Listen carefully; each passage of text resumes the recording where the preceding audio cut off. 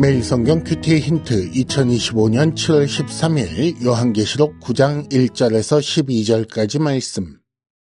다섯째 천사가 나팔을 불매 내가 보니 하늘에서 땅에 떨어진 별 하나가 있는데 그가 무저갱의 열쇠를 받았더라. 그가 무저갱을 여니 그 구멍에서 큰 화덕의 연기 같은 연기가 올라오매 해와 공기가 그 구멍의 연기로 말미암아 어두워지며 또 황충이 연기 가운데로부터 땅 위에 나오매 그들이 땅에 있는 전갈의 권세와 같은 권세를 받았더라. 그들에게 이르시되 땅에 풀이나 푸른 것이나 각종 수목은 해하지 말고 오직 이마에 하나님의 인침을 받지 아니한 사람들만 해하라 하시더라.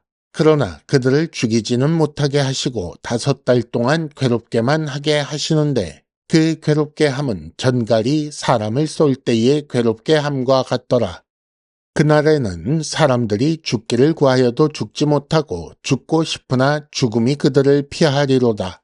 황충들의 모양은 전쟁을 위하여 준비한 말들 같고 그 머리에 금 같은 관 비슷한 것을 썼으며 그 얼굴은 사람의 얼굴 같고 또 여자의 머리털 같은 머리털이 있고 그 이빨은 사자의 이빨 같으며 또 철 호심경 같은 호심경이 있고 그 날개들의 소리는 병거와 많은 말들이 전쟁터로 달려 들어가는 소리 같으며 또 전갈과 같은 꼬리와 쏘는 살이 있어 그 꼬리에는 5달 동안 사람들을 해하는 권세가 있더라.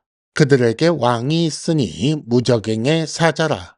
히브리어로는 그 이름이 아바돈이며 헬라어로는 그 이름이 아볼루온이더라. 첫째 화는 지나갔으나 보라 아직도 이후에 화 둘이 이르리로다. 아멘.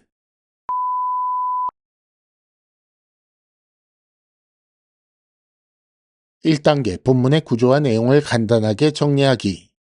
오늘 말씀은 다섯째 천사가 나팔을 불 때 이르는 첫째 화에 대한 내용입니다. 먼저 1절과 2절에는 하늘에서 땅에 떨어진 별 하나가 무저갱을 열었다라는 것이 나오고 이어지는 3절에서 6절까지는 무저갱에서 황충이 나와 인침받지 않은 사람을 해하였다는 내용이 나옵니다. 이어서 7절에서 10절까지는 그 황충의 모양, 사람을 해하는 권세를 가진 황충의 모양을 기록하고 있고 다음으로 11절에는 그들의 왕이 무저갱의 사자인데 히브리어로는 아바돈, 헬라어로는 아볼로온이라고 한다고 나옵니다. 그리고 마지막 12절에 첫째 화가 지나갔으나 아직 화 둘이 이를 것이라는 말씀이 나오지요. 날아가는 독수리가 큰 소리로 화 하는 것을 요한이 보고 들었다고 했습니다. 그리고 이어서 다섯째 천사가 나팔을 불었고 이후에 첫째 화가 지나갔다는 말씀까지 진행되지요. 이런 구조를 통해 우리는 무엇을 알게 되는가? 첫째 나팔에서 넷째 나팔까지 그리고 다섯째 나팔에서 일곱째 나팔까지 나팔 심판은 이렇게 크게 두 덩어리로 분리된다는 것을 알 수 있습니다.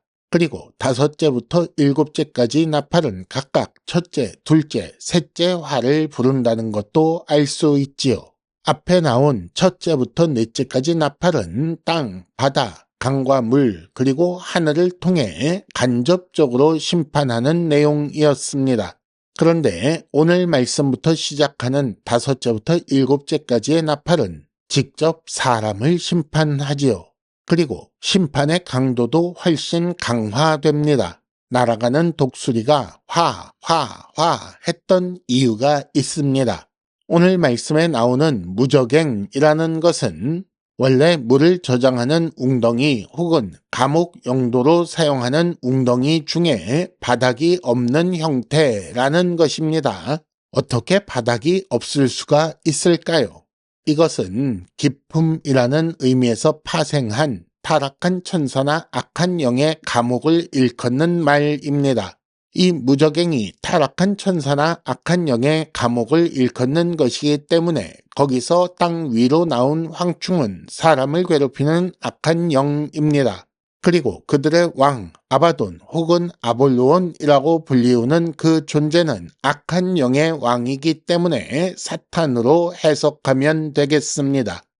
2단계 본문의 핵심 메시지 읽어내기.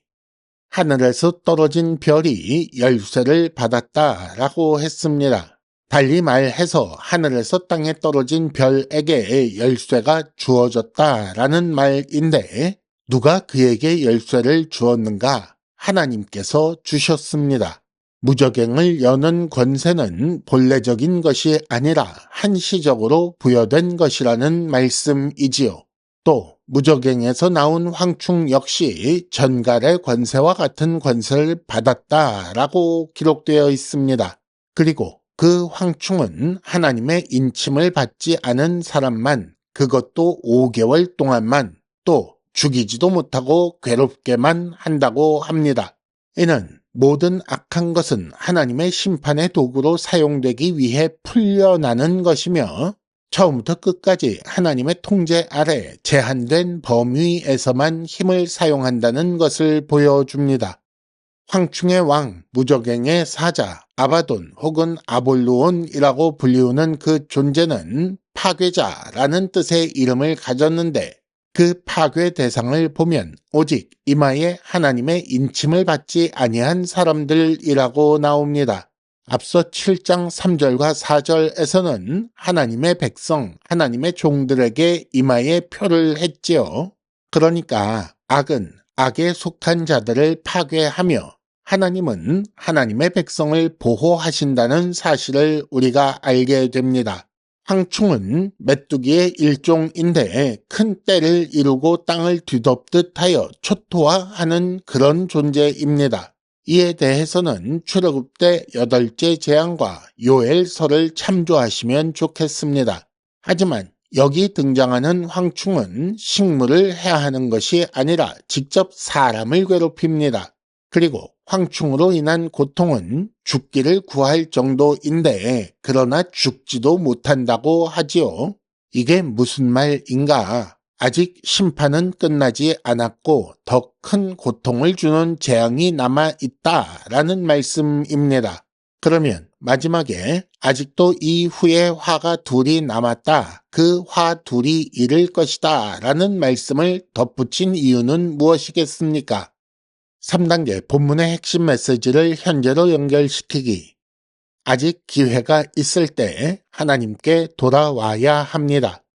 하나님의 인침을 받지 아니한 사람들, 하나님께 속하지 않은 사람들은 죽기를 구할 정도로 괴롭지만 죽지도 못하는 고통을 한시적으로 겪는다고 했습니다. 그럼 그렇게 하시는 이유는 무엇일까요?